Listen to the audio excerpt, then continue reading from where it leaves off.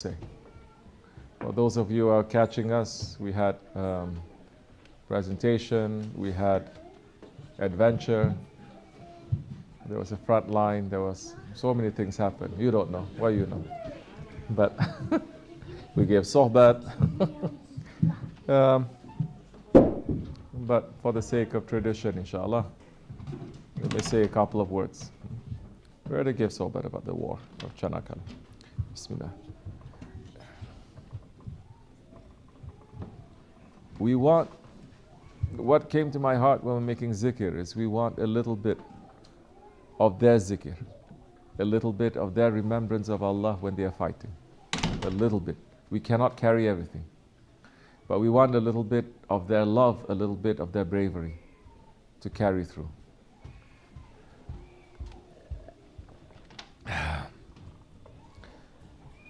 There were so many battalions. There were so many people that were fighting in it. There were so many Sufi orders that were fighting in it.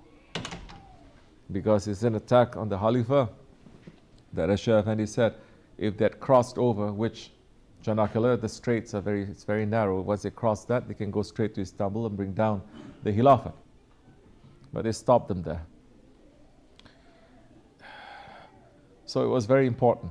And like I said, before I went there a couple of years ago, because Shaykh Effendi kept talking about it and we experienced a little bit, it seemed as if there's always this soft rain that is falling there. There's always a coolness that is there. There is always a peace, but it's a very strong, heavy peace that is there. They are making this war to be something that is nationalistic instead of something that belongs to the whole ummah. It's not about one country, one homeland. It's about Khilafat, it's about the whole Muslim world. And Shaykh Effendi said, at that time, so many Muslim countries, they were under the ruling and the power of Western countries, and they fooled so many Muslims also to fight against the Khalifa. And some, when they realized it was too late, some when they realized and they say, we're not going to fight against them, like there was a group of Indian Muslims that was in the fighting for the British, and they said, no, we're not going to fight against the Khalifa. The British lined them up on the wall and shot them all dead. But those ones are the shaheeds of Çanakkale as well. When the Ummah felt that we were one, even when we're under attack. Now we're not under attack like that, but we're in a million pieces. Everyone is fighting for their homeland. No one is fighting for the sake of the flag of the Prophet ﷺ. Okay. So, we were there during the anniversary also.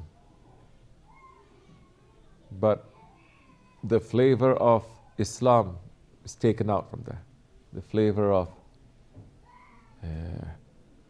Khilafat is taken out. You see more of a country fighting its war, not as a ummah fighting for the sake of Islam. So that is unfortunate. Inshallah, it will change. And we were there, we made zikr there, we went inside the trenches. We saw certain things, we felt certain things.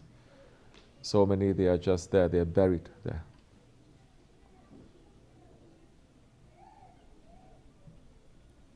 Muslims are not honoring it. You know who's honoring it? The Christians. The West, especially Anzac, Australia and New Zealand country. They cleaned up the place, they said this is where they died, this is where this fighting happened. They cleaned it up, they put a nice memorial so that people go and they remember, they connect. They go all the way from the end of the world to come there to pay tribute there. And they put their names there. Where are the names of the Muslim soldiers? Gone. It's not gone, they know.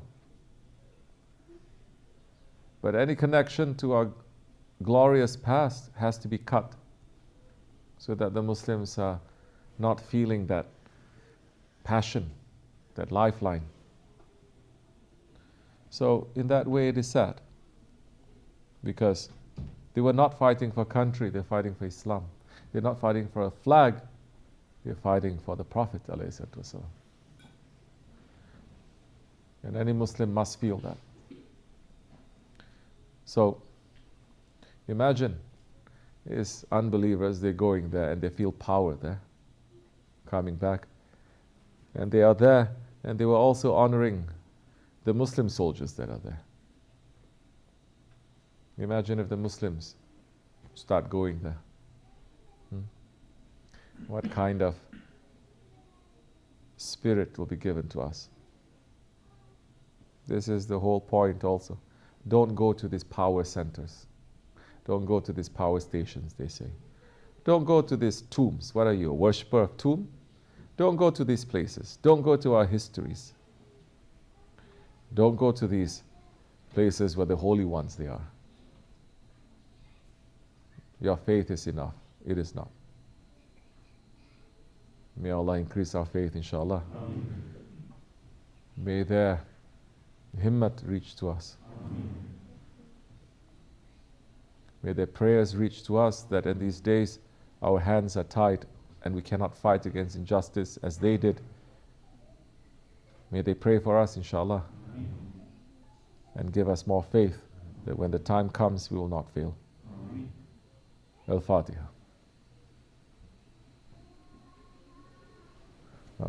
Assalamu alaikum. This much is enough. Okay. ألف مرة اللهم صل على سيدنا محمد عدد السحاب الجارية وصل على سيدنا محمد عدد الرياح الذارية من يوم خلقت الدنيا إلى يوم القيامة في كل يوم ألف مرة اللهم صل على سيدنا محمد عدد ما هبت عليه الرياح وحركته من الأوصال والأشجار والأوراق والثمار وجميع ما خلقت على أرضك وما بين سماواتك من يوم خلقت الدنيا إلى يوم القيامة في كل يوم ألف مرة اللهم صل على سيدنا محمد عدد نجوم السماء من يوم خلقت الدنيا إلى يوم القيامة في كل يوم